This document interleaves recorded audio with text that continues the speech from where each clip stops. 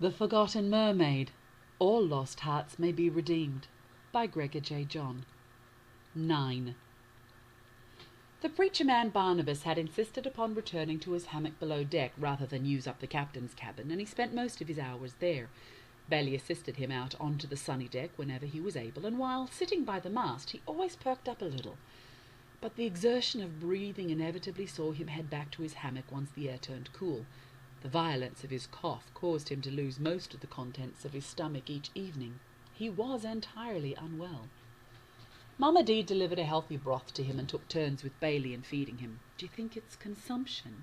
Bailey inquired of the older woman. "It could be, but the cough sounds more like a prolonged dwelling with smoke than just consumption, though the first can cause the latter." "But I don't smoke," wheezed the young missionary. "And I do," proclaimed Bailey, "but I'm well enough." "I thought you gave that up, my love." Barnabas looked a little hurt. "I did, sweetheart." Bailey leaned in close to kiss his cheek in humility, "and I continue to quit after every pipe I sneak a smoke from." Barnabas looked confused as he tried to remember all the times his wife's indiscretion may have been hidden from him. Bailey simply smiled in her confession. "It's easy to do when there's wind about, and wine to swig away the taint. Besides, after living with your father I doubt you'd notice the difference." Mama D asked with revelation, "So your father smoked?"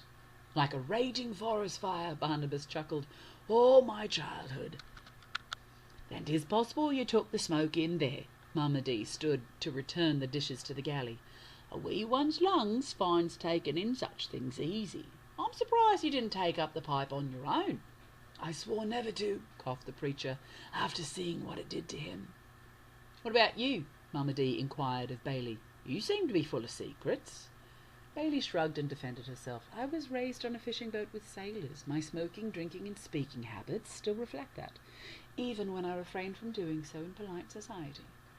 Barnabas looked to rebuke her deception, but Bailey fluffed back her hair and insisted, "Just because I behave differently, according to the society I'm keeping, does not mean I'm deceptive or hypocritical. I am me, wherever I am. But I will maintain polite self-control and honour those about me, by not offending them with behaviours they cannot appreciate." She stood a little too defensively, feeling interrogated, even if that means smoking and swearing round those who find the absence of such judgmental. Then she flounced out in a rather unnecessary huff. Barnabas tried to call after her, but his voice was constrained by cough. "Never you mind your lady, Mr. Barnabas," Mama D consoled the preacher man. "The open ocean brings out the wild in all our blood." She winked at him. "You've a goodly woman there who knows who she is. That's a rarity among people." Barnabas smiled wistfully. "It's what I love about her. I need her confidence to help me find myself." Mama D tapped his head rather sharply with a bony finger. "Don't you go to relying on no one else for finding you. You is you. You is the one who's got to find you." She tottered away, muttering, "That's too much pressure to put on anyone." She turned and burst out, "We're all just figuring this mess out, dearie. You gots to do it too, like everybody else. Quit expecting someone else to do that for you." Clattering the dishes in the galley, Mama D whispered to herself, "I wonder her heart is so quickly taunted by another's comfort and acceptance." Barnabas lay in his swinging hammock, hugging his Bible. He prayed that God would be his full strength, and that his wife might rest in that also. Right after scavenger assignments were given to the island survivors, Ferringdale led the way up the path away from the hut, up toward the light bowl. The twins followed, hustling each other in habitual roughhousing. The first mate slapped the two into line as they neared the sacred place. Terrigal whispered loudly, "D'you think she lives up here?" "Who?" questioned Ferringdale in feigned innocence. "That violet lady," Monkery answered for his brother. Ferringdale stared accusingly at the two, who might possibly think they had a chance to steal his love away from him. He glared at them. "What violet lady?" Terrigal stepped on his brother's foot and answered quickly, "I dunno."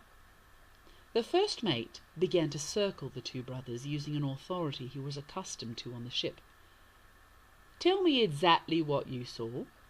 The twins puffed out their chests and remained silent. "I said," demanded their accuser, "what did you see?" Terrigal crossed his arms, and Monkery imitated him. They stared defiantly at the shipwrecked first mate. "Let me tell you something." Farringdale looked mildly crazed with passion as he continued to circle. "I'll tell you what I saw. I saw a magnificent lady with the most perfect lavender heat to her skin. A lady that any man might feel led to worship, but that only one man might be worthy of loving." He came to a standstill with his back to the bowl and declared, "I am that man. And there ain't no way either of you two will ever be good enough for a divine goddess like that." The firmly crossed arms of each twin slowly unwound and fell astonished to their sides as their knees began to bend. Then they threw themselves face first onto the ground, wailing in adoration.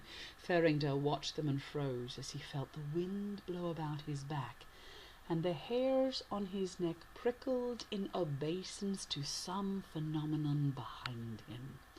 He turned. She had risen from out of the bowl, and her image, in all its lustfully feminine glory, hovered ghost-like over them.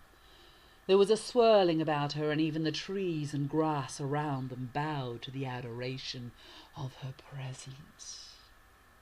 An unknown loud noise hushed out the world and all other cares as her face beheld them, now all of them on their knees before her. She sang, "Any man may feel led to worship, but only one man may be worthy of my love."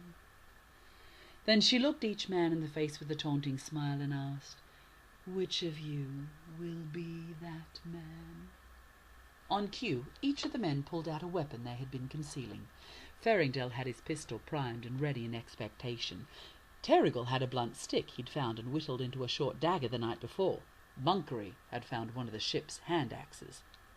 The twins fell far too quickly upon their old first mate, and in tandem discarded his life as one might cast off an anchor in a deadly storm.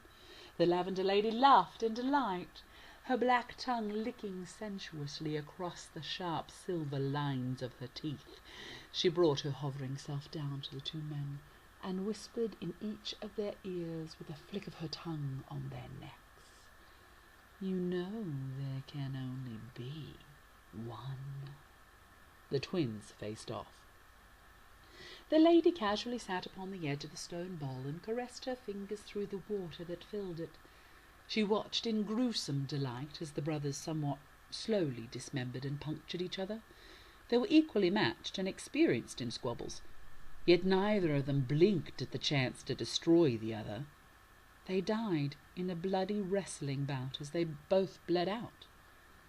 The siren surveyed the mess with mild surprise. "Huh," she contemplated aloud. "That was easy." Then she twirled her hand and fingers in the air as a spray of water burst up from the bowl, doused all three dead bodies, lifted them and dragged them into the swirling. The bloody soup spun and drained down into an invisible hole in the bottom until they were all flushed away. Walking to the cliff edge, she observed the gentlemen return to the hut with their fishing spoils. Smiling and rubbing her belly happily, she crooned, "Tomorrow's feast looks like excellent fare." She blew a gentle kiss toward them. "Sleep well, my lovelies." Then she dissolved into the sacred bowl of fresh water.